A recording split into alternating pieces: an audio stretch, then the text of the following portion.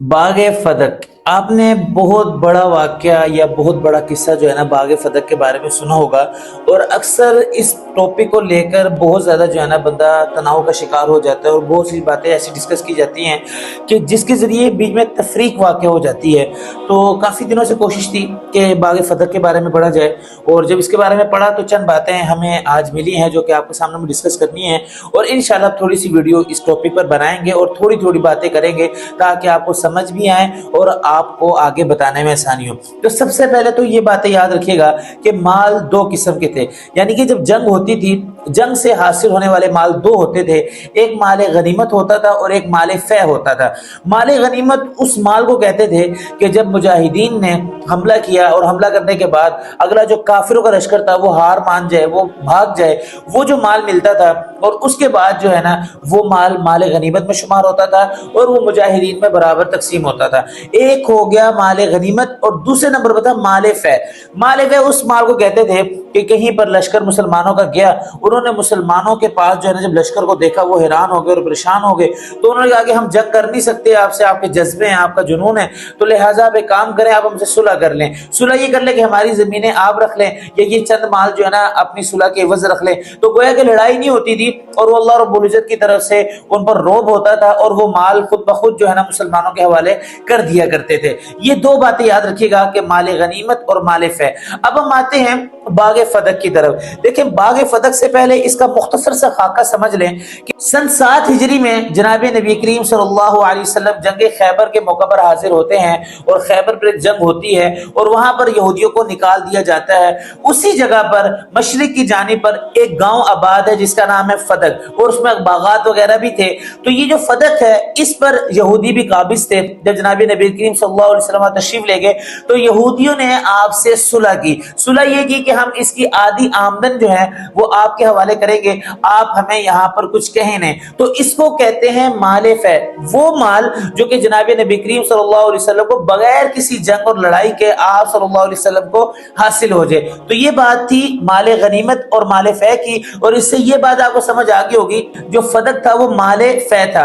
अब माल फै जब आपने समझ लिया तो एक आगे से छोटी सी बात और समझे कि माल फै का हुक्म क्या है। अगर आपने इस नुक्ते को समझ लिया तो आप सारी बात समझ जाएंगे। माल फै के बारे में हम कुरान मजीद से पूछते हैं। सूरतुल हशर खोलें, 28वें बारे में आयत नंबर 6 में आपको माल फै के बारे में पता लग जाएगा कि मा फअल्लाहु अला रसूलिही मिनहुम फमा उजफ्तुम अलैहि मिन खैलिन वला रिकाबिन वलाकिन्नल्लाह। इस आयत का मफहूम आप देख लें। इस आयत में अल्लाह रब्बुल इज्जत ये फरमा रहे हैं कि अल्लाह रब्बुल इज्जत ने आपको माल फै अता किया, और माल फै वो माल है कि जो बगैर घोड़ों को दौड़ाए, बगैर ऊंटों के दौड़ाए जो है ना आपको अल्लाह रब्बुल इज्जत ने दिया, और अल्लाह रब्बुल इज्जत ने आपका तसल्लुत उन पर दे दिया। तो ये माल फै होता है कि जो बगैर लड़ाई जंग के जनाब नबी करीम सल्लल्लाहु अलैहि वसल्लम को हासिल हो गया।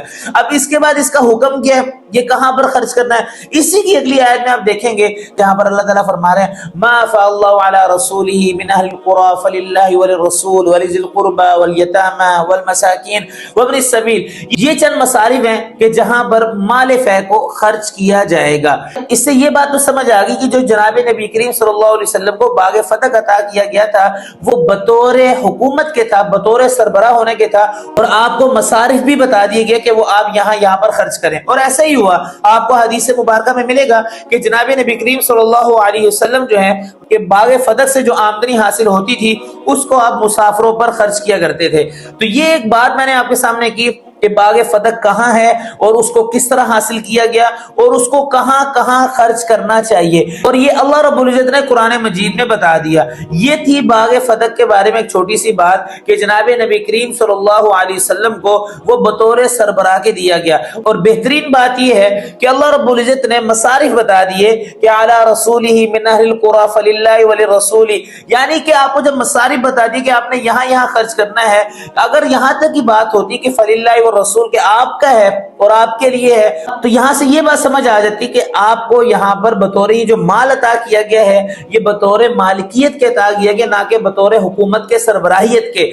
तो अल्लाह रब्बुल इज्जत ने मसारिफ बयान फरमा दिया और बता दिया ये जो माल आपको दिया गया है ये बतौर सरबराह के है और आपने इनको चंद चंद मसारिफ में खर्च करना, और जिस तरह जनाब नबी करीम सल्लल्लाहु अलैहि वसल्लम ने इस माल को खर्च किया। और इसके साथ साथ एक और बात मैं आपको बताना चाहता हूँ آپ کے سامنے ایک حدیث مبارکہ ملے گی آپ کو بخاری شریف میں کتاب الاحکام میں، کہ اما جان حضرت عائشہ رضی اللہ تعالیٰ عنہ فرماتی ہیں، جس کا مفہوم یہ ہے بخاری شریف کی کتاب الاحکام میں، کہ آپ صلی اللہ علیہ وسلم جس دنیا سے گئے، اور اس کا مفہوم یہ کہ جب آپ دنیا سے گئے نا، آپ نے دینار و دراہم کچھ نہیں چھوڑا۔